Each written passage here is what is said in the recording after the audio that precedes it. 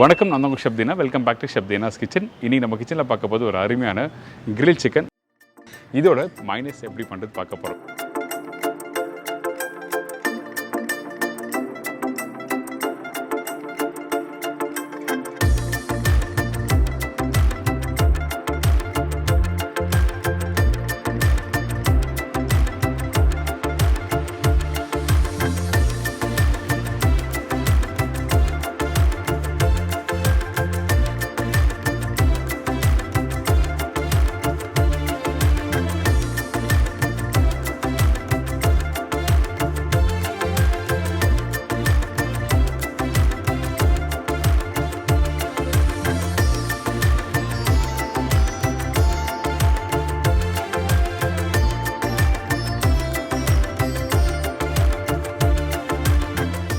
இந்த grill chicken மைனஸை நம்ம வீட்டில் பண்ண முடியுமா கேட்டால் கண்டிப்பாக பண்ணலாம். நம்ம வீட்டில் இருக்க பொருளை வச்சு நார்மலாக வந்து இந்த கிரில் சிக்கன் மைனஸை ஒரு ஹோட்டலுக்கு போய் தான் நீங்கள் சாப்பிட்ருப்பீங்க. இந்த ரெசிப்பியை நம்ம வீட்டில் இருக்க பொருளை வச்சு ரொம்ப ஈஸியான ஸ்டைலில் பண்ண போகிறோம்.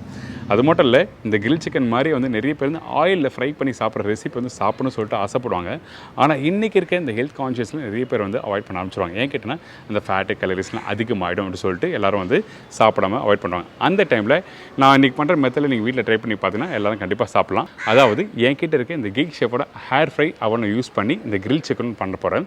இதில் வந்து ஆயிலை யூஸ் பண்ணாமல் ரொம்ப ஈஸியான ஸ்டைலில் எப்படி பண்ணுறது பார்க்க போகிறோம். ஆயில்னால் வெறும் அந்த மேரினேஷன் மட்டும் தான் கொஞ்சம் ஆயில் யூஸ் பண்ணிப்போம். குக் பண்ணுறதுக்கு ஆயில் யூஸ் பண்ணியிருக்க மாட்டேன். ஸோ இந்த மாதிரி ரெசிபி நீங்கள் இந்த மெத்தடில் பண்ணும்போது கண்டிப்பாக நீங்கள் வந்து ஆசைப்பட்ட மாதிரி வந்து ஆயிலை ஃப்ரை பண்ணுற ரெசிபி வந்து ஏர் ஃப்ரை அவனை யூஸ் பண்ணி நீங்கள் வீட்டில் பண்ணலாம். ரொம்ப நல்லாயிருக்கும்.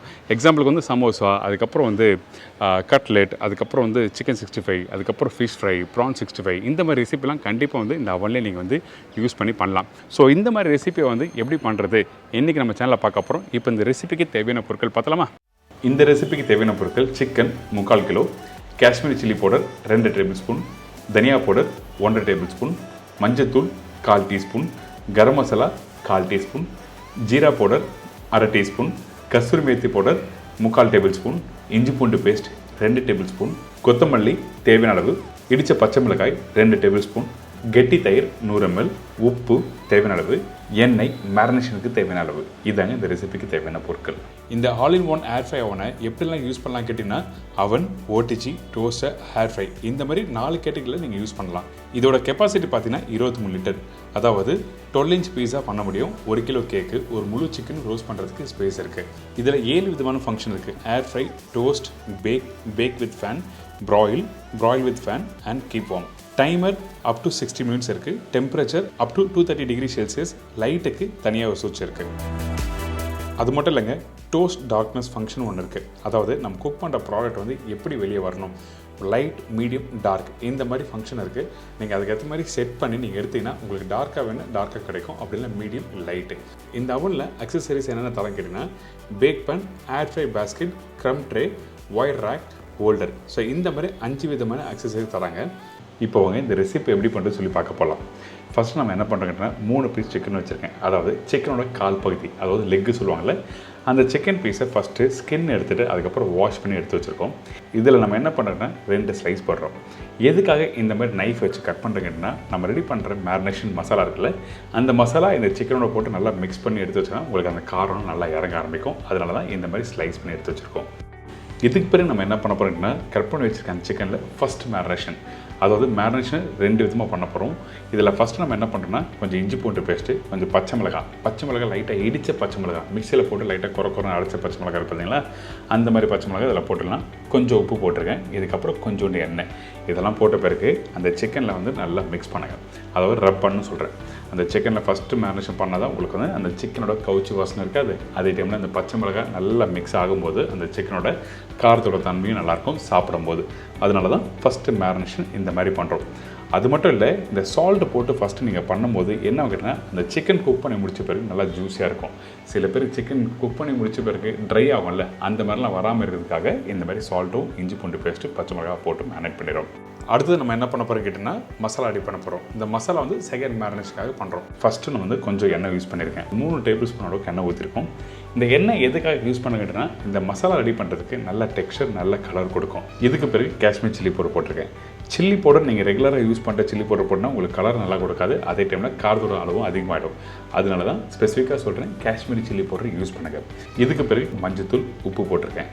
உப்பு போடும்போது பார்த்து போடுங்க. நம்ம ஏற்கனவே சிக்கனில் ஃபஸ்ட்டு மேரினேஷனில் கொஞ்சம் சால்ட்டு போட்டிருக்கோம், அதனால் இந்த இடத்துல அதுக்கேற்ற மாதிரி நீங்கள் போட்டுக்கலாம்.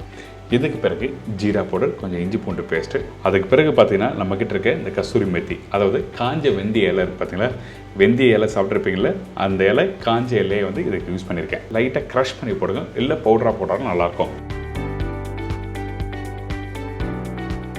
இதுக்கப்புறம் தயிர். இந்த ரெசிபி பொறுத்த வரைக்கும் நீங்கள் தயிர் யூஸ் பண்ணும்போது நல்ல கெட்டியான தயிர் இருக்கணும்.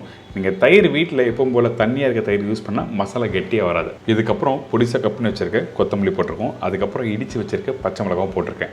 இந்த பச்சை மிளகாய் இந்த இடத்துல யூஸ் பண்ணும்போது காரத்தோட தன்மை அதிகமாக இருக்கும். அதுக்கப்புறம் தனியா பவுடர், கரம் மசாலா. இந்த கரம் மசாலா போட்ட பிறகு எல்லாத்தையும் நல்லா மிக்ஸ் பண்ண ஆரம்பிங்க. இந்த மாதிரி விஸ்க்லேயும் மிக்ஸ் பண்ணலாம், உங்கள் வீட்டில் கையிலேயே மிக்ஸ் பண்ண ஆசைப்பட்டுனா கையிலேயே மிக்ஸ் பண்ணலாம், ஒன்றும் தவறு எதுவுமே இல்லை. மசாலா நல்லா மிக்ஸ் பண்ணி எடுத்திங்கன்னா இந்த மாதிரி நல்லா கெட்டியாக வந்துடும். இப்போ தெரியுதுங்களா எதுக்காக தயிர் வந்து நம்ம கெட்டியாக போடணும்னு சொல்லி உங்களுக்கு புரிஞ்சிருக்கோம்.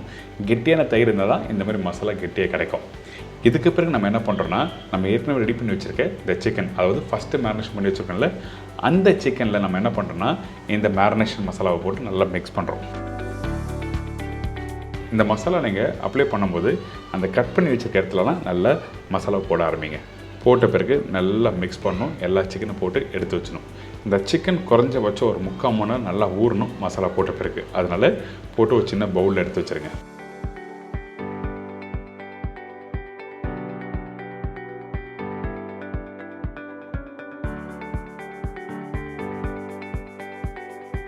பவுலில் எடுத்து வச்சு ஒரு மூடி போட்டு எடுத்து வச்சிங்கன்னா கரெக்டாக ஊறி இருக்கும். அதுக்கு பிறகு எடுத்து பார்த்தீங்கன்னா இந்த மாதிரி நல்லா அந்த மசாலா இறங்கியிருக்கும் அந்த சிக்கன் பீஸில். இதுக்கப்புறம் இந்த ட்ரேயில் 3 பீஸ் சிக்கனும் நம்ம தனித்தனியாக வச்சிடறோம்.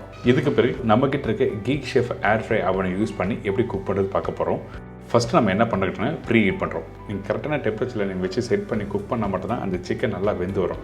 சூடு இல்லாத தோசைக்கல்லில் போட்டு நீங்கள் தோசை ஊற்றினா வருமா, அந்த மாதிரி தான் அவனை வந்து நீங்கள் ப்ராப்பராக வந்து ப்ரீ ஹீட் பண்ணிவிட்டு அதுக்கப்புறம் அடுத்த ஸ்டெப் ஒன்று சொல்ல வரேன். இப்போ ப்ரீ ஹீட் செட் பண்ணுறது எப்படின்னு பார்த்துலாம்.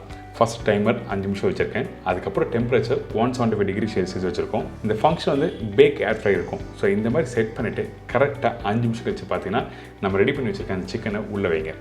உள்ளே வச்ச பிறகு திருப்பியும் டைமர் செட் பண்ணுறோம். அதாவது இந்த சிக்கன் குக் பண்ணுறதுக்கு எவ்வளோ நேரம் வேணும்னு சொல்லிட்டு நான் கரெக்டாக 40 நிமிஷம் வச்சுருக்கேன். Temperature same temperature 175 degree Celsius வச்சுருக்கோம். அடுத்தது ஃபங்க்ஷன், அதாவது பேக் ஏர் ஃப்ரையில் செட் பண்ணிவிட்டு கடைசியாக பார்த்தீங்கன்னா டோஸ்ட் டார்க்னஸ் இருக்குது. லைட், மீடியம், டார்க் கொடுத்துருக்காங்க. உங்களுக்கு லைட்டான கலர் வேணும்னா நீங்கள் லைட்டில் ஃபிக்ஸ் பண்ணலாம். இல்லை ஒரு மீடியமான கலர் வேணும், இல்லை டார்க்காக வேணுச்சுன்னா நீங்கள் டார்க்கில் வச்சுன்னா அந்த ப்ரிப்பரேஷன் குக் பண்ணி முடிச்ச பிறகு நல்ல டார்க்கான ஒரு கலர் வந்திருக்கும். இந்த Geek Chef air fry oven use பண்ணி நீங்கள் என்ன மாதிரிலாம் வீட்டில் குக் பண்ணலாம் பார்த்தீங்கன்னா, cake, muffins, cookies, bread toast, sandwich, cheese balls, cutlet, pakoda, roast chicken, French fries, kebab, fish, prawn, இந்த மாதிரி ரெசிபிக்கெலாம் வந்து நீங்கள் ஏர் ஃப்ரை அவனை யூஸ் பண்ணி ப்ரிப்பரேஷன் கம்ப்ளீட் பண்ணலாம். இப்போ ஓப்பன் பண்ணி பார்த்தீங்கன்னா இந்த சிக்கன் ரெடியாக இருக்கும். கரெக்டாக 40 நிமிஷம் கழிச்சு பார்த்தீங்கன்னா இந்த சிக்கன் நல்லா சூப்பர் ரெடியாக இருக்குது. இன்றைக்கி உங்களுக்கு தெரிஞ்சிருக்கும் ஆயிலை யூஸ் பண்ணாமல் எப்படி குக் பண்ணுறதுன்னு சொல்லிட்டு உங்களுக்கு தெரிஞ்சிருக்கும். இப்போ இந்த இடத்துல நம்ம என்ன பண்ணுறோன்னா பட்டர் அப்ளை பண்ணுறோம். பட்டர் எதுக்காக அப்ளை பண்ணுறது கேட்டிங்கன்னா, இந்த சிக்கன் குக் பண்ணி முடிச்சுட்டு நீங்கள் ஒரு 1/2 மணி நேரம் கழிச்சு சாப்பிட்றோன்னா ட்ரை ஆகாமல் இருக்கிறதுக்கு நம்ம என்ன பண்ணுறோன்னா கொஞ்சம் பட்டர் அப்ளை பண்ணலாம். இதில் வேணுன்னா கொஞ்சம் க்ரீமும் மிக்ஸ் பண்ணிவிட்டு நீங்கள் அப்ளை பண்ணால் அந்த சிக்கன் வந்து நல்லா ஜூஸியாக இருக்கும். அதனால தான் போட்டிருக்கேன். இது ஆப்ஷன். எனக்கு பட்டரும் வேண்டாம், ஆயிலும் வேணாச்சுன்னா நீங்கள் அப்படியே குக் பண்ணி சூடோடு நீங்கள் சாப்பிட்லாம். இன்றைக்கி நம்ம கிச்சனில் ஒரு அருமையான இந்த கிரில் சிக்கன் எப்படி பண்ணுறது எல்லாம் தெரிஞ்சிருக்கோம்ல, கண்டிப்பாக ட்ரை பண்ணி பாருங்கள்.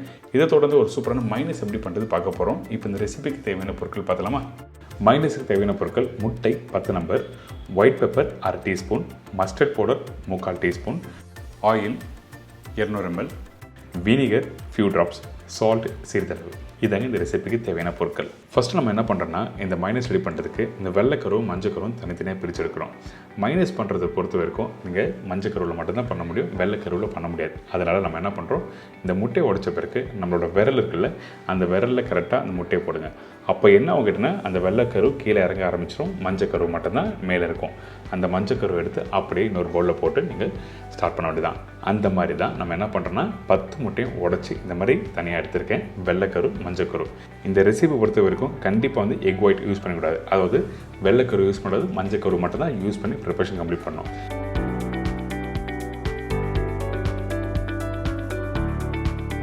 இப்போ இந்த முட்டையை எல்லாத்தையும் நம்ம எடுத்து வச்சுருக்கோம். இதுக்கப்புறம் நம்ம என்ன பண்ணுறோம் கேட்டிங்கன்னா, இந்த முட்டையை நல்லா பீட் பண்ண ஆரம்பிங்க விஸ்கை வச்சு. இதுக்கப்புறம் நான் சொன்ன மெஷர்மெண்ட்டை ஆயில் எடுத்துக்கங்க. அந்த ஆயிலை வந்து நீங்கள் இந்த முட்டையில் ஊற்றி நல்லா விஸ்க் பண்ணணும். இந்த இடத்துல முக்கியமாக கவனிக்க வேண்டிய விஷயம் என்னன்னா, எண்ணெய் அதிகமாக இந்த மஞ்சக்கருவில் ஊற்றி நீங்கள் பீட் பண்ணிங்கன்னா முட்டையும் எண்ணெயும் வந்து ஒன்றோட ஒன்று சேராது. அதனால் நம்ம என்ன பண்ணுறோம், ட்ராப் பை ட்ராப்பாக வந்து எண்ணெய் கொஞ்சமாக ஊற்றி நல்லா விஸ்கில் பீட் பண்ணணும். அப்படி பீட் பண்ணும்போது உங்களுக்கு இந்த மாதிரி கெட்டியான டெக்ஸ்சர் வரும். நீங்கள் அப்படியே வந்து ஆயில் ஊற்றுறது கஷ்டமாக இருக்குன்னா அந்த டைமில் இந்த மாதிரி ஸ்பூன் எடுத்து ட்ராப் பை ட்ராப்பாக ஊற்றி நல்லா பீட் பண்ணுங்க. இப்போ உங்களுக்கு வந்து ஒரு ஸ்டேஜ் வந்திருக்கும். அதாவது நான் எண்ணெய், அதாவது நம்ம யூஸ் பண்ணியிருக்க எண்ணெயில் பாதி எண்ணெய் யூஸ் பண்ணி பீட் பண்ணி எடுத்தோன்னா இந்த மாதிரி டெக்ஸ்சர் வந்திருக்கும். இதுக்கு பிறகு நம்ம என்ன பண்ணுறோம் கேட்டால் ஒயிட் பெப்பர் போடுறோம். இதுக்கப்புறம் மஸ்டர்ட் பவுடர். இந்த மஸ்டர்ட் பவுடர் போட்ட பிறகு நீங்கள் பீட் பண்ணும்போது இன்னும் கொஞ்சம் நல்ல ஒரு கெட்டியான டெக்ஸ்சர் வரும். நீங்கள் எடுத்த உடனே இந்த இன்க்ரீடியன்ஸ்லாம் போடலாமா அப்படி கேட்டிங்கன்னா கண்டிப்பாக போடலாம், ஒன்றும் தவறு எதுவுமே இல்லை. அதாவது பீட் பண்ணுறதுக்கு முன்னாடியே போடலாமா கேட்டிங்கன்னா கண்டிப்பாக யூஸ் பண்ணலாம். இப்போ திருப்பி நல்லா பீட் பண்ண ஆரம்பிக்கிறேன். அதுக்கு பிறகு கொஞ்சம் உப்பு போடுறோம். உப்பு வந்து எதுக்காக போடுறோங்கன்னா அந்த கரெக்டாக அந்த மைனஸோட சீசனிங் அந்த இருந்தால் மட்டும்தான் சாப்பிட்றதுக்கு நல்லாயிருக்கும். இப்போ திருப்பி நல்லா பீட் பண்ணுறோம். இந்த மைனஸ் ரெடி பண்ணுறதுக்கு குறைஞ்சபட்சம் 15 நிமிஷம் டைம் எடுத்தது எனக்கு. அது மாதிரி தான் நீங்கள் வீட்டில் பண்ணுறதுக்கும் டைம் எடுக்கும். அதே டைமில் நம்மளோட கையும் கொஞ்சம் வலி எடுக்கும். நீங்கள் நல்லா பீட் பண்ணிங்கன்னா உங்களுக்கு ஒரு சூப்பரான ஒரு மைனஸ் கிடைக்கும். இந்த மைனஸ் இப்போ மீதி உள்ள ஆயிலில் தான் ட்ராப் பை ட்ராப்பாக போட்டு ரெடி பண்ணி வச்சுருக்கோம். இதுக்கப்புறம் கடைசியாக பார்த்தீங்கன்னா இந்த வினிகர் யூஸ் பண்ணுறோம். இந்த வினிகர் அதிகபட்சம் ஒரு 3-4 ட்ராப்ஸ் யூஸ் பண்ணலாம் இந்த குவான்டிட்டிக்கு. எதுக்காக இந்த இடத்துல வினிகர் யூஸ் பண்ணுறேன்னு கேட்டிங்கன்னா, அந்த வினிகர் இருந்தால் தான் அந்த முட்டையோட அந்த டேஸ்ட்டு தெரியாது. அதனால் வினிகர் ஆட் பண்ணுறோம். அதே டைமில் வினிகர் அதிகமாகிடுச்சுன்னா உங்களுக்கு லூஸ் ஆகிடும். அதனால் நீங்கள் வீட்டில் கரெக்டாக நான் சொன்ன குவான்டிட்டியில் யூஸ் பண்ணி கம்ப்ளீட் பண்ணுங்கள். இப்போ பார்த்தீங்களா இந்த மைனஸ் எப்படி ரெடி பண்ணுறது எல்லாரும் தெரிஞ்சுக்கும். கண்டிப்பாக ட்ரை பண்ணி பாருங்கள். நீங்கள் நார்மலாக ஒரு மைனஸ் கடையில் போய் வாங்கினா குறைஞ்சபட்சம் ஒரு 150-200 ஆகும். ஆனால் இன்றைக்கி ஒரு 50 ரூபாயிலே ஒரு சூப்பரான மைனஸ் எப்படி பண்ணி சொல்லி கொடுத்துருக்கேன். அது மட்டும் இல்லை, இந்த கிரில் சிக்கன் இப்போ பார்த்தீங்களா இந்த கிரில் சிக்கன் மைனஸ் எப்படி பண்ணுறது எல்லாம் தெரிஞ்சிருக்கும். கண்டிப்பாக ட்ரை பண்ணி பாருங்கள், என்ஜாய் பண்ணுங்கள்.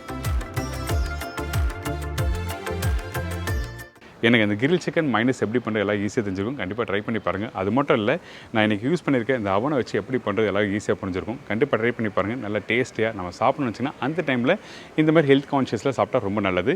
இதே மாதிரி நாளைக்கு இன்னொரு சூப்பர் ரெசிபி சந்திக்கிறேன். நன்றி, வணக்கம். See you, bye, take care.